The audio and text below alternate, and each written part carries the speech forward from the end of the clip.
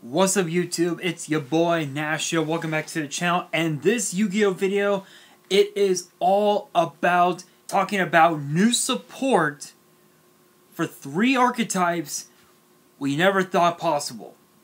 The first one is fabled. We haven't seen those, we haven't seen them get support in years. I think it was like Hidden Arsenal, like in one of the older Hidden Arsenal sets. And then of course windwitches. Shockingly enough, they're getting support. And the one archetype that we never thought possible would get support, none other than armed dragons. Yes, if you can believe that, armed dragons are getting support in the newest core set, Blazing Vortex, which is the first thing that I'll be talking about in this video. So let's actually talk about that for a moment, because the only armed dragon cards that we ever got were armed dragon level 3, 5, 7, and 10. Those were the only 4 armed dragon cards we ever got. We didn't get anything else, to the best of my knowledge. And now we're finally getting support. Obviously for Chaz Princeton. Okay, what is up with this thing? Thank you. So the first, so obviously we have these new armed dragons called Armed Dragon Thunder. And then of course, and I'm looking at the cards now, and they are just absolutely nuts. They are absolutely nuts. And let's look at the first, at the new ones, at the new ones. So first up, we have Armed Dragon Thunder level 3. So big shout outs to YG organization. So it's Armed Dragon Thunder level 3. It's a level 3 wind attribute dragon with 1200 attack and 900 defense. And it says here, you can only use each effect among the second and third effects with this card's name once per turn. So it is a hard once per turn. The first card, the first effect says this card's name is treated as Armed Dragon level 3 while face up or in the graveyard. Second effect says you can send a monster from your hand to the grave, send this card from the field to the grave, and if you do, special summon a level 5 or lower armed dragon monster from your hand or deck.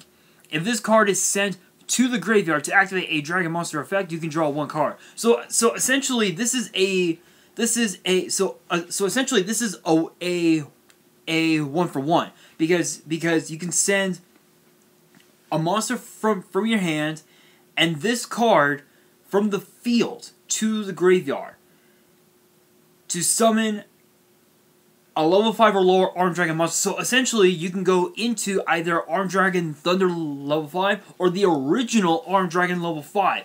You can go either way with this card, and if this card was sent to the grave, it's literally a +1. You're literally drawing cards off of its own effect, ironically enough.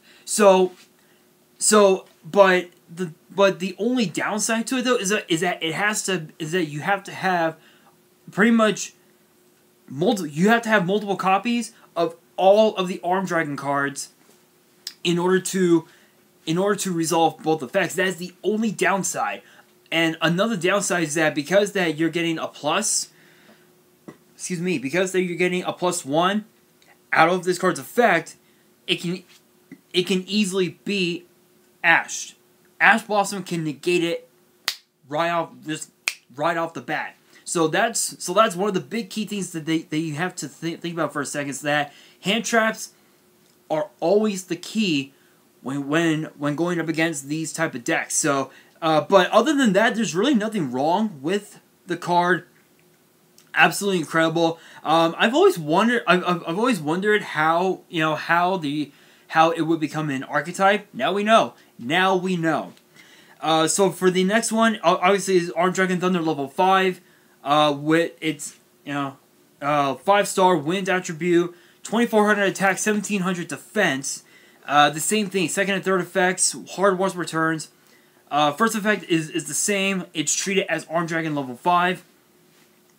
But its effects are different. It says you can send a monster from your hand to the grave, send this card from the field to the grave, and if you do, special summon a level 7 or lower Armed Dragon monster from your hand and deck. So essentially, again, kind of like a 1-for-1. You can summon Armed Dragon level 7, which is really good. Which is really good because if you're running rank 7s in your extra deck, you can easily go into rank 7 plays, which is pretty cool. Third effect says, if this card is sent to the graveyard to activate a dragon monster effect, you can add a level 5 or higher wind dragon from your deck to your hand. So essentially, this could be perfect with Dragonities, because Dragonities is not only winged beasts, but it's also dragons as well. So this would be perfect with them. So I could definitely see the Armed Dragon archetype be mixed with Dragonities if it's made the right way. If it's made correctly, we could see a very powerful deck. We could see a powerful deck on, in the midst. Okay, seriously, there's something wrong with my laptop here. I don't know what that is. There's like a box on my screen. Anyway, never mind that. Alright, so next up we have Thunder level 7. 7-star, Winds Dragon, 2800 attack, 1000 defense. Again, it's treated as a Armed Dragon. You can send a monster from your hand to the grave, send this card, but instead of adding a level 7 or lower, it is now a level 10 or lower from your hand or deck. So again, 1-for-1. Pretty much. So are all the effects the same? Hang on a second. No, they are not. No, they are not. That's nuts. Okay, so level 3, 5, and 7 have similar effects, but the wording is a little different. So they're pretty much the same. So obviously with level 3, with level 3, you get with its third effect, you get to draw a card. With level 5's third effect, you can add a level 5 or higher Wind Dragon from your deck. And the same thing, and with level 7, you can just add any Armed Dragon from your deck to your hand. This one, Armed Dragon level 10, Armed Dragon Thunder level 10, its effects are absolutely fucking nuts. It is a 10-star Wind Attribute Dragon with 3000 attack, 2200 defense. Its first effect, it's one effect. If this card was special summoned by an Armed Dragon monster effect, apply these effects depending on this card's attack. One or more. And I want you to think about this for a second, because it says 1, 10, 100, 1,000, 10,000, and if you go to this article, it'll say 1, 10, 100, 1,000. Manjime Thunder. If you guys don't know what that's about, Chaz Princeton actually used the Armed Dragons, and in the Japanese anime, if you guys remember the Japanese side of the GX era, that's what came up. That's what came up. If you guys watch Season 4, mostly Season 4, you will understand what I'm talking about. But 1 or more, this card's name is treated as Armed Dragon level 10. 10 or more, possession of this card cannot switch. 100 or more, cannot be destroyed by battle. 1,000 or more, once per turn during your opponent's turn, as a quick effect, you can send a card from your hand to the grave, then target one other card on the field and destroy it. And if you do, this card gains 1,000. 10,000 or more, once per turn, you can destroy all other cards on the field. Boom! This is absolutely incredible because again, this card can be treated as Armed Dragon level 10. The possession of this card cannot be switched. So even if your opponent was to use Mind Control on Thunder level 10, it wouldn't work. It would not work at all. It can't be destroyed in battle, and you can literally it's a 1-for-1. It's basically a 1-for-1. You send a card from your hand to the graveyard, target a card on the field, and destroy it. Not only that, but it gains 1,000 points. So it has an effect with that attack gain. It has an effect similar to Acts of Despair. And of course, 10,000 or more. It's literally Harpy's Feather Duster and a Regeki. Literally, it's 5 different effects in one card. That's how broken this is. That is so busted. That is so, but I could definitely see this card going to 2, and this card being the big boss monster for the entire thing itself. So that's pretty cool. That's pretty cool. And if that wasn't bad enough, we have another Armed Dragon level 10, but it's known as Armed Dragon level 10 White, and it has and its effect is crazy. It must be special summoned by its own effect, and again, it's 3,000, 2,000. Again, must be special summoned by its own effect. You can use the first effect with this card's name only once per turn. You can banish Armed Dragon monster from your field or grave, whose total level equals 10. Special summon this card from your hand. Then you can add one white veil from your deck to your hand. Second effect, you take no damage. Third effect, at the start of the damage phase, if this card attacks, you can destroy one card of the field. Dude. And if you guys think about it, Armed Dragon level 10 White. Think of the name, White. It was equipped, if you guys remember the anime, Chaz equipped White Veil onto his level 10. And it became that. I never thought in my wildest dreams, being as the fact that I was a big fan of Chaz and the card and his deck, I never thought that we would ever see this card get printed.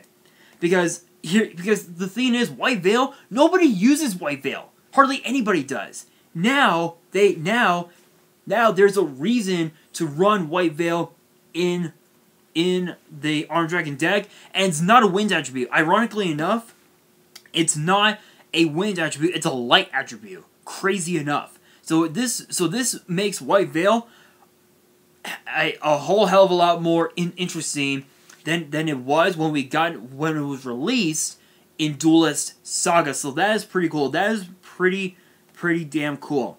Now for the spells of the archetype. First up, we have Armed Dragon Flash, which is a quick play spell. Special summon a level 3 Armed Dragon monster from your deck in defense position. So it's sort of like a so I think this could be a Monster Reborn, or it could be a Cyber Rev system where you could summon it from your... Oh, it's from your deck. Okay, so essentially it's not a Monster Reborn, but it's more of a I don't know what it would be. I guess kind of like a I guess kind of like a I don't know the name. There was a card that allowed you to summon monsters from your deck. I don't remember the name, but that's pretty cool. That's pretty cool. But again, I think it could be Ash Blossoms.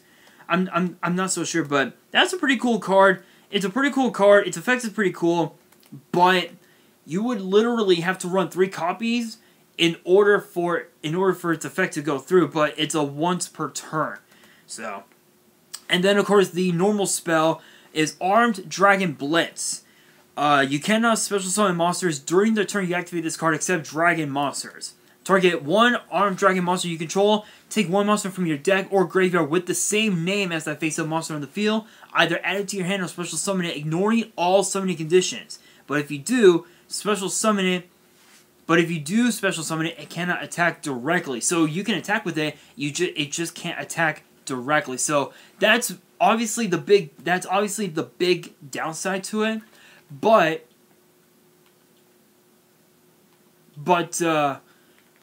it's pretty cool. It's a pretty cool card. I wouldn't really run this card at 3, possibly at 2. Then of course we have Armed Dragon Lightning, which is a continuous spell. You can use the first effect with this card's name only once per turn. So again, hard once per turn. You can target 1 Armed Dragon monster you control, then activate one of these effects. It gains 100 attack points times its level. Add 1 Armed Dragon monster whose level is equal to or lower than that monster's from your graveyard to your hand. So it's like a monster reincarnation of sorts. Then a second effect says, if an Armed Dragon monster or monsters you control will be destroyed by battle, but by a card effect, you can send this card to the grave instead. So it's essentially a protection card to ensure that your monsters don't get destroyed. So that's pretty cool. And then the last card, which is a trap card, normal trap card, Armed Dragon Thunderbolt. You can only use one effect among the first and second. You can only use one of both effects once per turn, and only once that turn. So it's a hard, like a super hard once per turn. Target one Armed Dragon monster you control, it gains 1,000 attack for each different card name among the Armed Dragon monsters in your grave, whose level are equal to or lower than its own. Also, it inflicts no battle damage to your opponent for the rest of this turn. You can banish this card from your grave and target an Armed Dragon spell in your grave, add it to your hand. So essentially, it's a 1-for-1. It's essentially a you can banish this card. So essentially, it's kind of like a magical stone excavation of sorts. But instead of sending 2 cards from your hand to the grave, you're banishing this card from your graveyard, and then you're adding one of your spells from your graveyard to your hand. And its first effect, it's essentially kind of like a Chimera Tech Fortress Dragon of sorts, where it gains 1,000 points. So that's pretty cool. So again, these cards are super nutty, super broken. I could definitely... Okay, can I not? Thank you. Honestly, I could definitely see these cards coming, being super broken in the meta. Once everything comes back to normal, I could definitely see, these cards being in a Dragoonity deck, or even also pretty much any deck that runs winds, which is mostly Dragoonities, because this has to be with dragons, and Dragoonities, again, as I said, they're dragons, so it makes perfect sense. Alright, you guys, now, I never thought that Wind Witches would get support, but yeah, Wind Witches are indeed getting support, and it's kind of interesting because there's only a few cards for them. There's only a few cards, but the first one is called Windwitch Blizzard Bell. It is a level 5 wind spellcaster tuner with 1,800 attack and defense. Its second effect is a once per turn. If you control no monster, hang on a second. Get rid of that ad. If you control no monsters, or all monsters you control are Windwitch monsters, you can normal summon this card without tributing. So it kind of has an effect similar to Parsec the Interstellar Dragon, where if you have a level 8 on your field, you can normal summon it without tribute. During your opponent's main phase, if you control a Windwitch monster other than Blizzard Bell, as a quick effect, you can send this card from your hand or face-up field to the grave, inflict 500 points of damage to your opponent. That's nutty. That's pretty good, but you would literally have to run 3 copies to make this card super powerful. But honestly though, I really don't see this card being too great, considering the fact that Wind Witches didn't really do a whole lot when they were released. I want to say, was it Maximum Crisis? I want to say they were released in Maximum Crisis. Because if you guys remember, Maximum Crisis was the last set for the Arc 5 era, so I really don't see that card being too good, but pretty decent. Then we have Windwitch Freeze Bell, 3-star Wind Spellcaster, 1,200 attack and defense. First effect is a once per turn. If all monsters you control are Windwitch monsters, minimum 1, you can spell summon this card from your hand. So it's essentially like a Cyber Dragon of sorts. So it's pretty cool. Second effect, once per turn, you can increase this card's level by 1. Yeah, that's pretty good. So it has an effect similar to Gaga Magician, where it gains levels, where it could gain levels. So that's pretty cool. Third effect, if a wind synchro monster that was synchro summoned using this card's synchro material, a wind synchro cannot be destroyed by battle. I'm not saying anything more about that effect except damn. Just damn. And then, of course, Windwitch Diamond Bell, which is the Synchro, which I believe is the boss monster.